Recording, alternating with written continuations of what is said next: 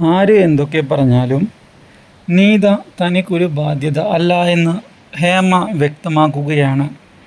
ഞാൻ എടുത്ത തീരുമാനമാണ് അവളെ സഹായിക്കാം എന്നുള്ളത്, അല്ലാതെ മറ്റൊന്നുമല്ല. അതുകൊണ്ട് തന്നെ എന്നെ ഉപദേശിക്കാൻ ആരും വരേണ്ടതില്ല എന്നാണ് എനിക്ക് പറയാനുള്ളത്. കാര്യങ്ങൾ ഞാൻ വിചാരിച്ചതുപോലെ തന്നെ നടത്തും. ആ കാര്യത്തിൽ ഒരു ഡൗട്ടും വേണ്ട ആർക്കും. പിന്നെ നീത, അവൾ എൻ്റെ മകൾ തന്നെയാണ്. അതുകൊണ്ട് തന്നെ അവളെ സഹായിക്കുന്നതിൽ എനിക്ക് ഒരു പ്രശ്നവുമില്ല.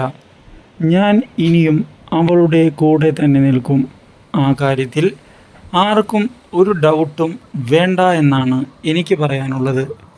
കാര്യങ്ങൾ എങ്ങനെയാണ് മുന്നിലേക്ക് കൊണ്ടുപോകേണ്ടത് എന്നൊക്കെ എനിക്ക് കൃത്യമായി അറിയാം.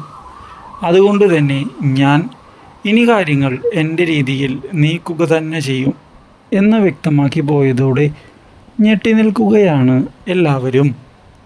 ഇതേ സമയം നീതയാകട്ടെ ഇനി എങ്ങനെ കാര്യങ്ങൾ മുന്നിലേക്ക് പ്ലാൻ ചെയ്യണം എന്ന് ആലോചിക്കുകയാണ്. തനിക്കിപ്പോൾ ഒരു മുത്തശ്ശനെയും മുത്തശ്ശിയെയും ലഭിച്ചിരിക്കുന്നു.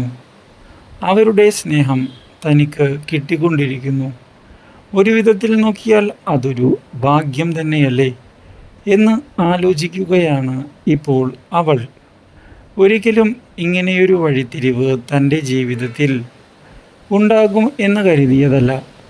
പക്ഷേ ദൈവം സഹായിച്ച് ഇപ്പോൾ അങ്ങനെയൊരു കാര്യം കൂടി സംഭവിച്ചിരിക്കുന്നു.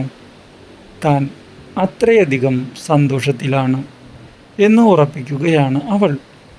ഇതേ സമയം കിരൺദാസ് ആകട്ടെ ഇനി എന്ത് ചെയ്യണം എന്ന് ആലോചിക്കുന്നു. അവൾ എൻ്റെ കൈവിട്ടു പോവുകയാണല്ലോ, നീതയെ സ്വന്തമാക്കണം. ആ ആഗ്രഹം ഞാൻ മനസ്സിൽ കൊണ്ട് നടക്കാൻ തുടങ്ങിയിട്ട് കുറേ നാളായി.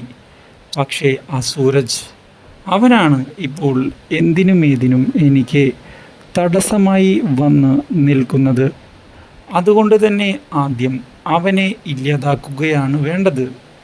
അതിന് ശേഷമാകാം ബാക്കി കാര്യം എന്ന് ഉറപ്പിക്കുന്ന കിരൺദാസ് ഇപ്പോൾ സൂരജിനെ കൊല്ലുന്നതിന് വേണ്ടിയുള്ള പദ്ധതികൾ പ്ലാൻ ചെയ്തുകൊണ്ട് മുന്നിലേക്ക് പോവുകയാണ്.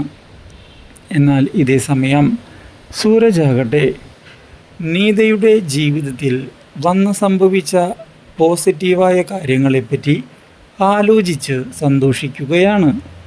ഇനിയെങ്കിലും നല്ലൊരു ജീവിതം അവൾക്ക് ലഭിച്ചാൽ മതിയായിരുന്നു എന്ന് ആലോചിക്കുകയും ചെയ്യുമ്പോഴാണ് തൻ്റെ പ്രണയത്തിൻ്റെ കാര്യം ഇനി എങ്ങനെ അവതരിപ്പിക്കണം എന്ന് ആലോചിക്കുന്നത്. അപ്പോഴേക്കും ജയ മുന്നിലേക്ക് കടന്ന് വന്നിരിക്കുകയാണ്. ജയ ഇപ്പോൾ കാര്യങ്ങളെല്ലാം മനസ്സിലാക്കിയതിനെ തുടർന്ന് എന്തായാലും അവൾക്ക് നല്ലൊരു ഫാമിലിയെ കിട്ടിയിട്ടുണ്ട്. ആ കാര്യത്തിൽ എനിക്കും വളരെ അധികം സന്തോഷം ഉണ്ട് എന്നതാണ് യാഥാർത്ഥ്യം. അവൾ നല്ലൊരു ജീവിതം മുന്നിലേക്ക് കൊണ്ടുപോകട്ടെ എന്ന് തന്നെയാണ് ഞാനും ആഗ്രഹിക്കുന്നത്. എന്തായാലും ഇനിയെങ്കിലും ആ കുട്ടി സങ്കടത്തിൽ മുങ്ങിപ്പോകാതിരുന്നാൽ മാത്രം മതിയായിരുന്നു എന്ന് പറയുകയും ചെയ്തിരിക്കുകയാണ് ഇപ്പോൾ.